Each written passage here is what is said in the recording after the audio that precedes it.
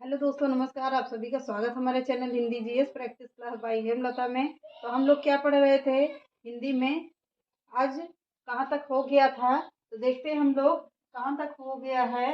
तो आज हम लोग पढ़ेंगे परिमाणवाचक विशेषण। कहाँ तक क्या पढ़ेंगे? परिमाणवाचक विशेषण क्या होता है, कैसे होता है। तो चलिए आइए हम लोग समझते हैं इसमें। तो क्या होता है, क्या क्या खत्म हो गया है, प्रश्नवाचक सॉरी निश्चित अनिश्चित, इसको हमने सब इकट्ठे बता दिया है, समझा दिया है अच्छे से। आप लोग देख लीजिएगा और कॉपी पेन लेकर बैठिएगा, नोट करते रहिएगा। तो क्या है, क्या पढ़ रहे हैं? परिमाणवाचक विशेषण। हेडिंग डाल लीजिए। सार्वनामिक हो गया, संख्यावाचक हो गया। आज हम लोग पढ़ेंगे परिणामवाचक विशेषण। हेडिंग डालिए, परिमाणवाचक विशेषण हो गया। तो इसमें क्या है, परिमाण का अर्थ क्या होता है? तो परिमाण का अर्थ होता है नाप तौल की इकाई का बोध कराने वाला विशेषण। क्या कहलाता है? तो परिमाणवाचक विशेषण कहलाता है। तो इसमें नाप तौल की इकाई की का बोध कराने वाला विशेषण क्या कहलाता है? परिमाणवाचक विशेषण। क्या? नाप तौल की इकाई का बोध कराने वाला विशेषण क्या कहलाता है? तो परिमाणवाचक विशेषण कहलाता है। 2-3 बार बोल दिया, लिख लीजिए आप लोग। तो परिभाषा लिखिए, जब नाप तौल की इकाई किसी संज्ञा अथवा सर्वनाम की विशेषण बन जाए तब उसे क्या कहते हैं? परिमाणवाचक विशेषण कहते हैं। समझ में आ रहा होगा व्हाइट बोर्ड में। अगर ना समझ में आया तो कमेंट बॉक्स में कमेंट करिएगा, फिर आप लोगों को हम व्हाइट बोर्ड पे ही पढ़ाएंगे। तो चलिए, क्या है, जब नाप तौल की इकाई किसी संज्ञा अथवा सर्वनाम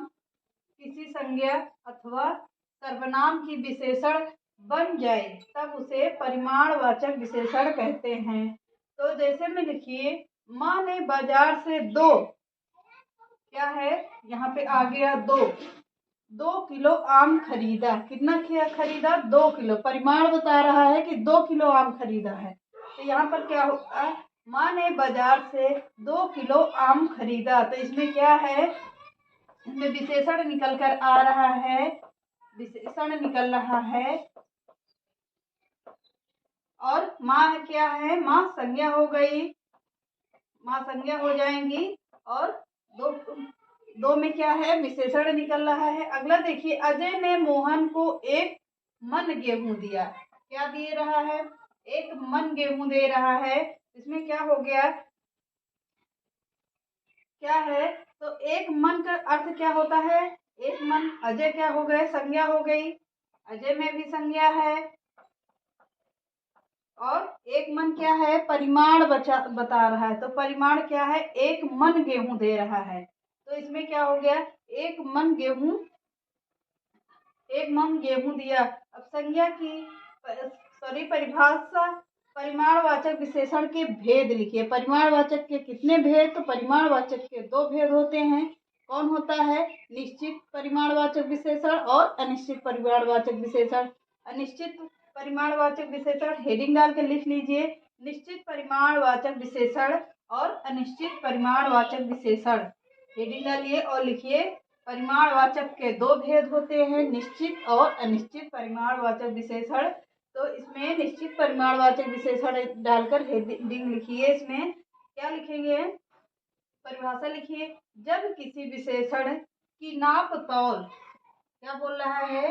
जब किसी विशेषण की नाप तौल की इकाई निश्चित हो, क्या हो? निश्चित हो, तो उसे क्या कहते हैं? निश्चित परिमाणवाचक विशेषण कहते हैं। तो जब विशेषण की नाप तौल की इकाई निश्चित हो तो क्या कहेंगे? परिमाणवाचक विशेषण कहते हैं। आगे उदाहरण देखिए, किसान ने 50 क्विंटल गन्ना बेचा। क्या बोल रहा है? किसान ने 50 क्विंटल 50 क्विंटल गन्ना बेचा। क्या बोध करा रहा है? 50 पूरा बोल रहा है, 50। तो क्या है? पूरा निश्चित बता रहा है कि 50 क्विंटल गन्ना बेचा। और 50 क्विंटल में क्या है? किसान संज्ञा हो जाएगी, किसान में संज्ञा लगी है। और क्विंटल में क्या है? विशेषण है, परिमाणवाचक विशेषण होगा। तो याद करके लिख लीजिए आप लोग, नोट करके। उदाहरण तो किसान ने 50 कुंटल गन्ना बेचा। अनिश्चित संख्यावाचक विशेषण हेडिंग डालिए, डाल लिया तो परिभाषा लिखिए। जब विशेषण का कार्य कर रही नाप तौल की इकाई, क्या कर रही, नाप तौल की इकाई अनिश्चित हो तो उसे क्या कहते हैं, अनिश्चित परिमाणवाचक विशेषण कहते हैं। अनिश्चित परिमाणवाचक विशेषण कहते हैं।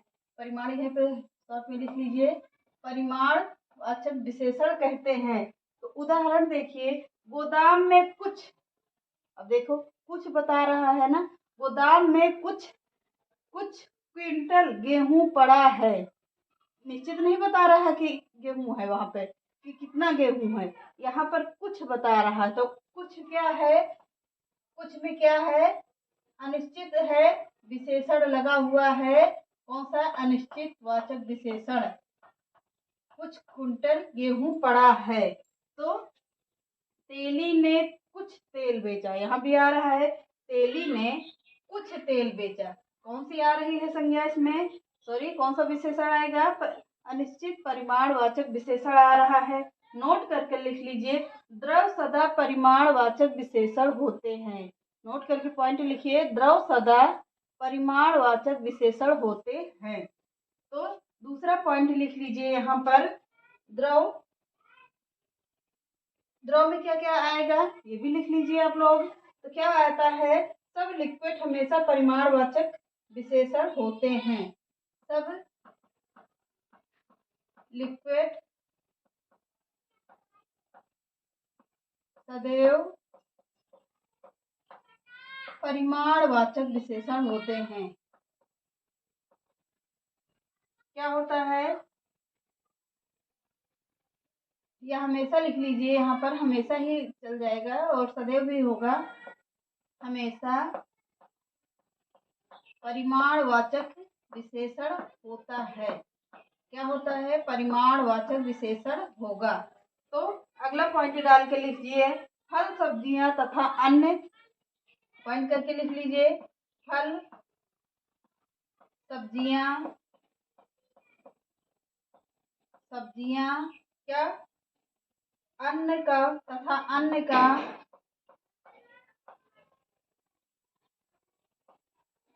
तथा अन्य क्या होगा, अन्न में अन्न का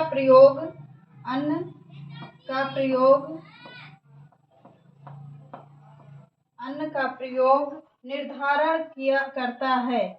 प्रयोग के आधार पर निर्धारण करता है। प्रयोग के आधार पर निर्धारण करेगा।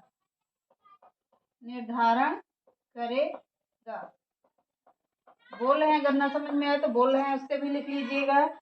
फल सब्जियां तथा अन्य प्रयोग के आधार पर निर्धारण करेगा कि ये कौन सा विशेषण होगा, इसमें परिमाणवाचक विशेषण होगा। तो चलिए आज के सेशन को यहीं पे समाप्त करते हैं, मिलते हैं कल हो सकेगा तो पूरा विशेषण खत्म हो जाएगा। थोड़ा सा और बचा हुआ है, कोशिश करेंगे थोड़ा सा लंबा वीडियो भले बन जाए, लेकिन कल खत्म कर देंगे। परसों हम लोग एक नया चैप्टर पढ़ेंगे। तब तक के लिए बाय बाय।